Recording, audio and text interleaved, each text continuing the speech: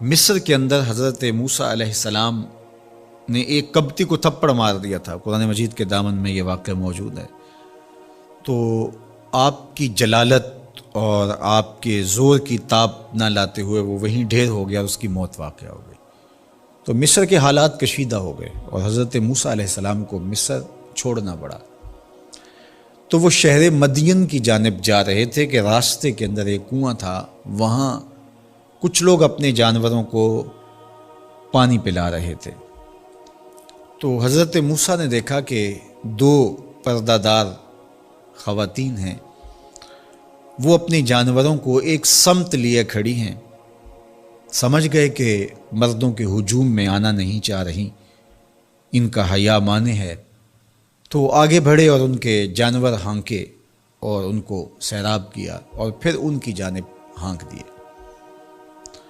وہ واپس گئیں اور اپنے والد بزرگوار سے کہا کہ ایک سال نوجوان جس کی آنکھوں میں شرم و حیا تھا، اس نے ہمارے ساتھ یہ مہربانی کی۔ تو ان کے والد گرامی نے کہا کہ جاؤ اس کو بلا کے لاؤ۔ قرآن مجید میں اس کا ذکر کیا گیا۔ فجاءتہ احداہما تمشی علی استحیاء، ان میں سے ایک خاتون حیا میں سمٹی ہوئی حاضر ہوئی۔ اس نے کہا کہ ہمارے والد گرامی آپ کو بلاتے ہیں، آپ نے ہمارے ساتھ جو مہربانی کی ہے اس کا وہ اجر دینا چاہتے ہیں۔ تو حضرت موسیٰ علیہ السلام ان کے ساتھ چلے گئے، اور جب گئے تو یہ گھر تھا حضرت شعیب علیہ السلام کا، اور یہ صاحبزادیاں حضرت شعیب علیہ السلام کی تھیں۔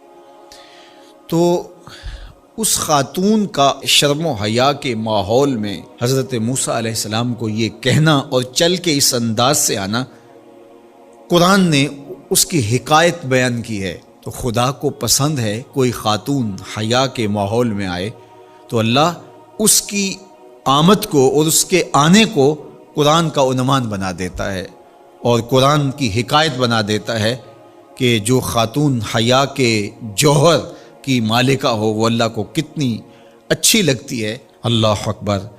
حضرت نبی اکرم صلی اللہ علیہ وآلہ وسلم کا فرمان حیا کے حوالے سے، الحیاء من الایمان، حیا ایمان سے ہے۔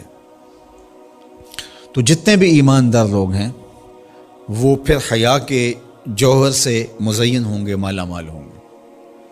آپ دیکھ لیجئے، سب سے بڑے ایماندار تو میرے اور آپ کے آقا مولا ہیں، اور حضور کمواری لڑکی سے زیادہ حیادار تھے۔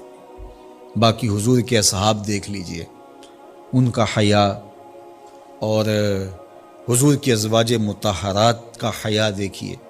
ام المومنین حضرت عائشہ رضی اللہ تعالی عنہا فرماتی ہیں کہ حضور کا جب وصال ہوا اور حضور میرے حجرے میں دفن ہوئے، تو میں جب حضور کی قبر انور پہ جاتی تو معمولی چادر اوڑھ کے چلی جاتی، اس خیال سے کہ میرے شوہر ہیں۔ پھر حضرت ابوبکر صدیق رضی اللہ تعالیٰ عنہ کا وصال ہوا تو وہ بھی ساتھ دفن ہو گئے، تو میں پھر بھی اسی حالت میں جاتی اور میں سوچتی کہ ایک میرا شوہر ہے اور دوسرا میرا والد ہے۔ کہا پھر حضرت عمر رضی اللہ تعالیٰ عنہ کا انتقال ہوا اور وہ بھی ساتھ مدفون ہوئے۔ تو حضرت ام المومنین فرماتی ہیں کہ اب جب میں جاتی تو میرا جانے کا انداز مختلف تھا۔ فواللہ ما دخلت الا وانا مشدودۃ علی ثیابی حیاء من عمر۔ کہا اب جب بھی میں جاتی تو خوب اوڑھنی اوڑھ کے اور چادر لے کے جاتی، مجھے عمر سے حیا آتی۔ یہ ام المومنین کا انداز زندگی ہے۔ مخدرات اسلام کو اس سے سیکھنا چاہیے۔ جو قبر میں دفن ہیں ان سے بھی یہ حیا کریں، جو مومنوں کی ماں بھی لگتی ہیں۔ اور آج یہ دلائل دیے جائیں کہ پردہ تو جناب دل کا ہوتا ہے، چہرے کا پردہ تو نہیں ہے۔ باقی کسی کو اپنی آنکھ میں شرم پیدا کرنی چاہیے۔ عورت کو کیا ضرورت ہے کہ وہ اپنے آپ کو ڈھانپ کے رکھے؟ اب ام المومنین کا عمل یہ ہے کہ فرماتی ہیں کہ میں اپنے آپ کو خوب سمیٹ کے جاتی حیاء من عمر۔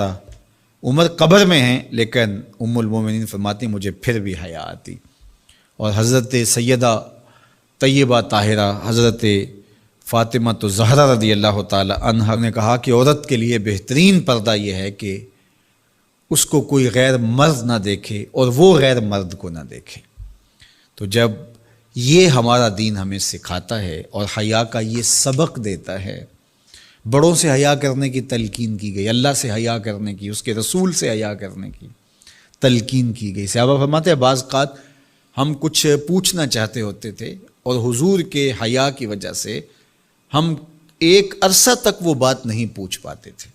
آج دادا کے سامنے بچے جس طرح بات کرتے ہیں اور جس طرح بچوں سے حیا کا جوہر ختم ہو گیا ہے اور اس کو وہ تہذیب نو کا کرشمہ سمجھتے ہیں اور جدید دور کی کرامت سمجھتے ہیں، یہ دور جدید کی کرامت نہیں ہے، یہ جاہلیت ہے۔ بڑوں کا احترام اور بڑوں کی عزت یہ زندگی کا جمال ہے۔